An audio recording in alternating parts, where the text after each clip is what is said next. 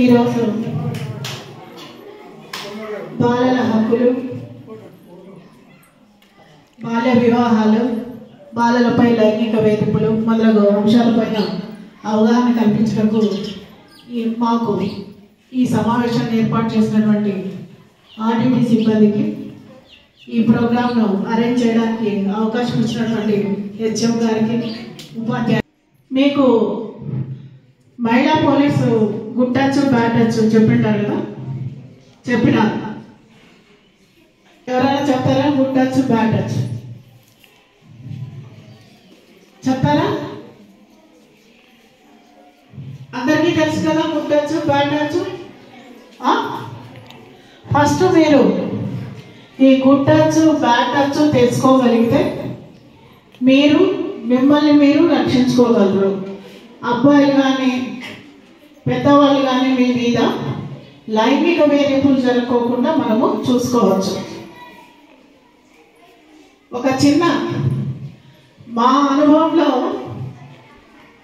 అమ్మాయిలు ఈ good touch bad touch నేర్చుకోవడం వల్ల చాలామంది పిల్లలు తమను తాము రక్షించుకోగలిగారు. ఆ పిల్లలకు తెలుసు అన్నమాట గుడ్ టచ్ ఏది బ్యాడ్ టచ్ ఏది. వాడు వెంటనే ఆ పని చేస్తున్న వెంటనే అమ్మాయిలు గట్టిగా అరిచారు. అరిస్తే ఏమవుతుంది? చుట్టుపక్కల వాళ్ళంతా వస్తారు. వచ్చి మనని స్టేషన్లో అప్పు చెప్పడం జరిగింది. ఒక 5 మంది ఇలాగే చేశారు. అంటే అమ్మాయిలు వెంటనే అట్లా ఎవరైనా అలా చెయ్యని వస్తే వెంటనే వాళ్ళు గట్టిగా అరుస్తారు. ఇప్పుడు సార్ ఒక సంఘటన చెప్పారు. అక్కడ జరిగింది ఏమంటే, ఆ అమ్మాయి ఒక అమ్మాయిని 4 అబ్బాయిలు తీసుకెళ్ళారు. అమ్మాయి అలా ఒంటరిగా వెళ్ళొచ్చా? వెళ్ళకూడదు కదా. అమ్మాయిలు ఎప్పుడు కూడాను ఒంటరి ప్రదేశాలకు వెళ్ళకూడదు. అవసరం ఉందా? చీకటిగా ఉన్న ప్రదేశాలకు, తర్వాత ఎవరు జనసమర్థం లేదు అటువంటి ప్రదేశాలకు అమ్మాయిలు వెళ్ళొచ్చా? అవసరం ఉందా? అక్కడ వెళ్ళకూడదు. అలాగే మీకు అటువంటివి ఏమన్నా లైంగిక వేధింపులు ఆ దాడి జరుగుతుంది అన్నప్పుడు గట్టిగా అరవాలి. అరిచినప్పుడు ఏమవుతుంది? చుట్టుపక్కల వాళ్ళు మనకు సెక్యూరిటీ ఇస్తారు. ఇప్పుడు ఎక్కడైనా మనము అమ్మాయిలు మామూలుగా స్కూళ్ళకు కాలేజెస్కు వెళ్తుంటారు. వెళ్ళేటప్పుడు మామూలుగా జరిగేది ఏంటి? ఎవరైనా సరే మనం టచ్ చేశారనుకోండి, వెంటనే ఏం చేస్తారు? అమ్మాయిలు సిగ్గుపడిపోయి వాడు ఇట్లా ముట్టుకుంటా ఉంటే ఏం చేస్తారు? పక్కకు ఒరిగిపోతుంటారు. అలా చేయొచ్చా? మరి ఏం చేయాలి? ఎదురు తిరగాలా? మరి గుడ్ టచ్ బ్యాడ్ టచ్ చెప్పినప్పుడు మీరు చెప్పింటారు అక్కడ వీడియోలో, ఎక్కడ ఎస్ అనాలి, ఎక్కడ నో అనాలి అని. అలా చేసినప్పుడు మీరు ఒక అరుపు అరిచారనుకోండి, ఏ చెయ్యి అని గట్టిగా అరిచారనుకోండి, చుట్టుపక్కల వాళ్ళు చూస్తారు. ఆ ఆటోలో ఉన్న వాళ్ళే లేకుంటే బస్సులో ఉన్న వాళ్ళే చూసి నాలుగు వాడిని వాంచుతారు. అవునా కదా? అదే మీరు సిగ్గుపడుతున్నట్లయితే ఏమవుతుంది? వాడు ఇంకా అవకాశం తీసుకొని ఈ పిల్లలు మనం ఏమన్నా చేయొచ్చు అనేది వాడు అప్పటి నుంచి స్టార్ట్ చేస్తారు అన్నమాట.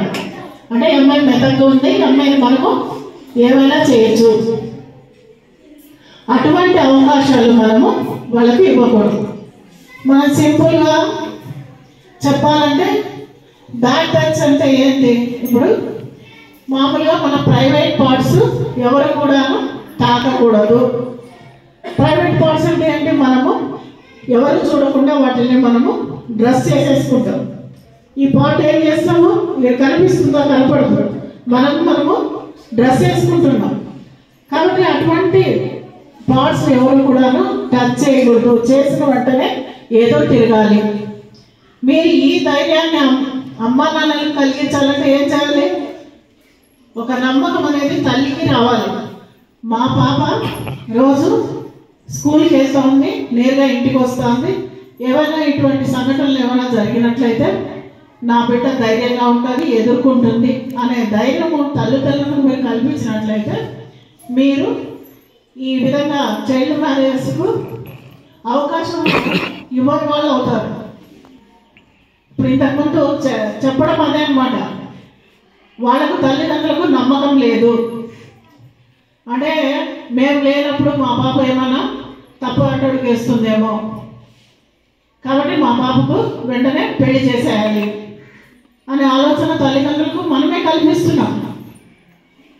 మీరు ఎప్పుడు కూడా స్కూల్లోనో కాలేజీలోనో ఉన్నారనుకోండి, తల్లిదండ్రులకు పెళ్లి చేయాలనిపిస్తుందా చెప్పండి? మీరే ధైర్యంగా చెప్తారు. ఏమని?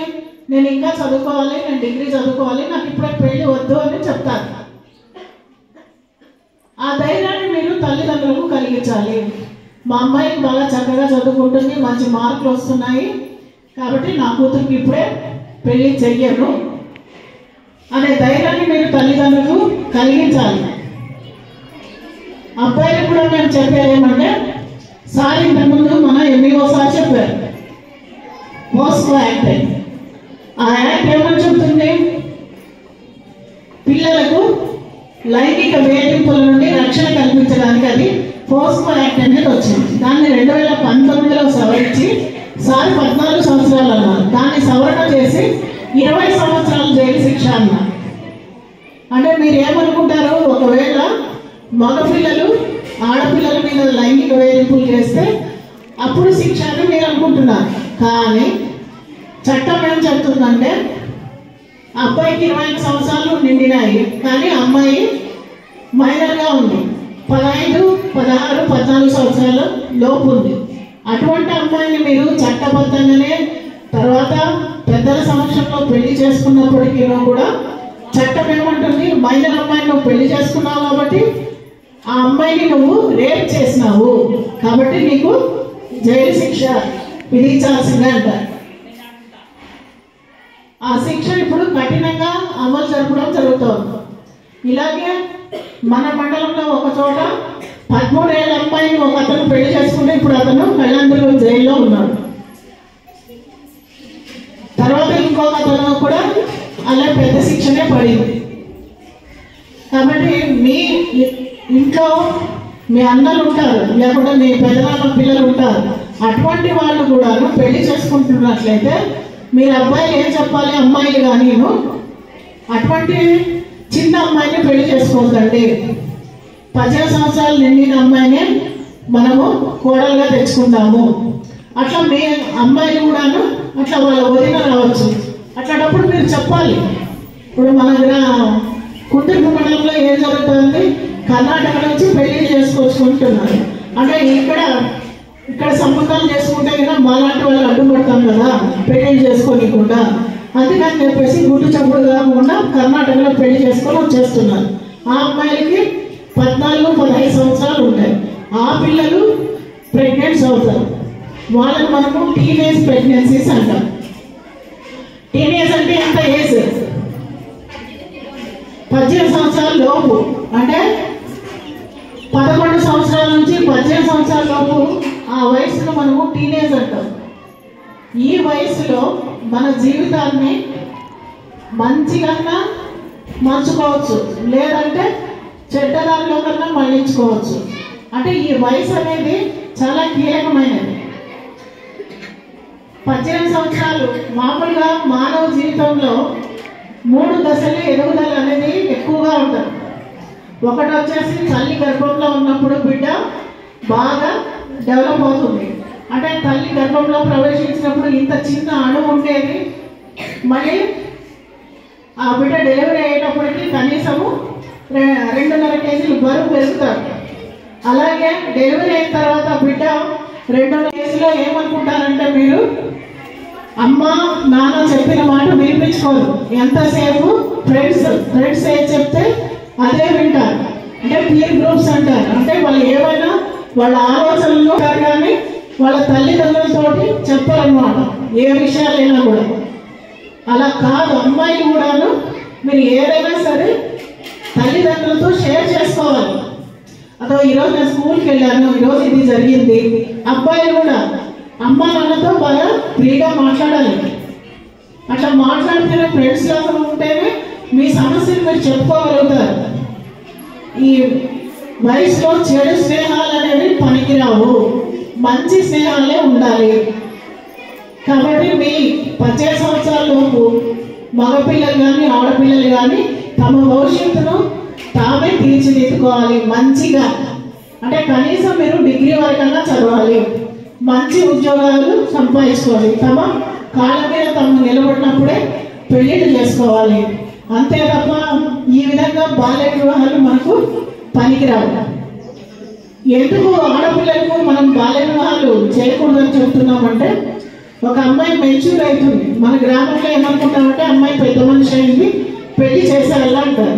కానీ అమ్మాయి అప్పుడు పెద్ద మనిషి కాలేదు. ఆమె 18 సంవత్సరాలు నిండిన తర్వాతనే ఆమె పెద్ద మనిషి అయినట్టు లెక్క. అంటే అంతవరకు ఆమెలో అవయవాలు అనేది పెరుగుతూ ఉంటాయి. అంటే గర్భసంచి మంచి ఆకృతి ధరించి బిడ్డను మోసే బరువు రావాలంటే 18 సంవత్సరాల అమ్మాయికి నిండాలి. అలా కాకుండా మనం పెళ్లి చేసినట్లయితే ఆ పిల్లకి ఏమవుతుంది, అబార్షన్స్ అవుతాయి, డెలివరీ కష్టమవుతుంది. తర్వాత పుట్టే పిల్లలు బరువు తక్కువ పిల్లలు పుడతారు. పిల్లలు బరువు తక్కువ పుట్టినారనుకోండి, వాళ్ళకి ఎప్పుడు కూడాను జబ్బులు చేస్తుంటాయి. ఒక సంవత్సరమైనా కూడా ఏదో ఒక జబ్బు వస్తూ ఉంటుంది. ఇప్పుడు తల్లిదండ్రులు ఏమో 30-40 వేలు ఖర్చు వస్తుంది. తర్వాత పుట్టిన బిడ్డ చిన్నగా అంటే 1.5 కేజీ 1 కేజీ పిల్లలు పుడతారు. అటువంటి పిల్లలు మళ్ళా ఆ పిల్లలు మళ్ళీ ఇన్సెంటివ్ కేర్లో పెట్టాలి. ఐసీయూలో పెట్టినప్పుడు మళ్ళీ దానికి 1 లక్షల్లో ఖర్చు వస్తుంది. తర్వాత ఇంత చేసి ఇంటికి బిడ్డలు తీసుకొచ్చిన తర్వాత ఆ పిల్లడికి ఎప్పుడు కూడా జబ్బులు వస్తూ ఉంటాయి. అప్పుడు తల్లిదండ్రులకు వాళ్ళు ఏమనుకుంటారు, పెళ్లి చేసేసినాము, నా బరువు బాధ్యత తీరిపోయింది కాబట్టి నాకేం లేదనుకుంటారు. అప్పుడు తల్లిదండ్రులకు ఇంకా ఖర్చు ఎక్కువ అవుతుంది. మేము మీ పిల్లల్ని సాగాలంటే వాళ్ళకు 2 లక్షల వరకు ఖర్చు వస్తుంది. కాబట్టి ఇదంతా అవసరమా? కాబట్టి మీరందరూ కూడాను ఫస్ట్ చైల్డ్ మ్యారేజ్కు నో అని చెప్పాలి. అంతే తప్ప మేము ఎటువంటి అవేర్నెస్ క్యాంప్స్ పెట్టేనా కూడా లాభం లేదు. ఫస్ట్ అమ్మాయి తను తెలుసుకోవాలి, నేను చైల్డ్ మ్యారేజ్ చేసుకోను అనే గట్టి నిర్ణయం చేసుకోవాలి. ఇప్పుడు అమ్మాయి దాంట్లో వీడియోలో చూసే దేవకి ఏం చేసింది, అలా నేను పెళ్లి చేసుకోను అనే ధైర్యం మీకు తల్లిదండ్రులు చెప్పాలి. ఒకవేళ వాళ్ళు వినలేదనుకోండి 1098కు కాల్ చేయాలి, లేదంటే 100కు కాల్ చేయాలి. ఇట్లనే తల్లిదండ్రులు ఏమి బలవంతంగా అమ్మాయి పెళ్లి చేశారు. పెళ్లి అయిన తర్వాత అమ్మాయి చాలా కష్టపడుతుంది. అంటే మీ ఇంట్లో మీ అమ్మ నాన్న బాగా ముద్దుగా చూసుకుంటారు, అక్కడ పోయినోళ్ళు మిమ్మల్ని ముద్దుగా చూసుకోరు కదా. అక్కడున్న అత్తగారు మామగారు అక్కడికి వెళ్ళిన తర్వాత అమ్మాయిని కూలి పనులకు వెళ్ళమన్నారు. అమ్మాయి చేయలేదు కదా. ఇక్కడేమో మీరు కూలి పనులు చేయించినారా, మీ వాళ్ళు చేయించినారా? ఇక్కడ చక్కగా స్కూల్కి పంపించినారు. అక్కడ పోయిన తర్వాత స్కూల్కి వెళ్ళమన్నారు. అప్పుడు అమ్మాయి మళ్ళీ 100 కాల్ చేసింది. 100 కాల్ ఎవరిది? Police help line. మళ్ళీ వాళ్ళు మాకు కాల్ చేశారు, ఈ అమ్మాయిని మళ్ళీ వాళ్ళ తల్లిదండ్రుల దగ్గరికి పంపించమని. అమ్మాయిని ఎప్పుడు చదువుకుంటాను ఉంటారు. కానీ ఈ సమస్య మాకు అవసరమా? ముందుగానే చదువుకోవచ్చు కదా. పెళ్లి చేసుకొని అత్తగారింటికి పోయి సమస్యలు తెచ్చుకొని మళ్ళా అక్కడ నుంచి మళ్ళీ నేను బయటపోతాను. అవసరమా ఇవన్నీ మీకు అమ్మాయిలకు? చెప్పండి. అందరూ కూడా 18 సంవత్సరాలు నిండిన తర్వాత పెళ్లి చేసుకుంటామని చెప్పండి.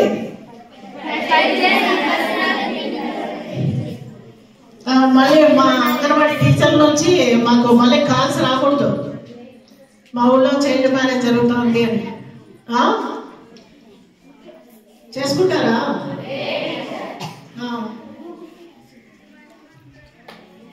నాకు ఈ అవకాశం ఇచ్చిన మీ అందరికీ కృతజ్ఞతలు తెలియజేసుకుంటాను.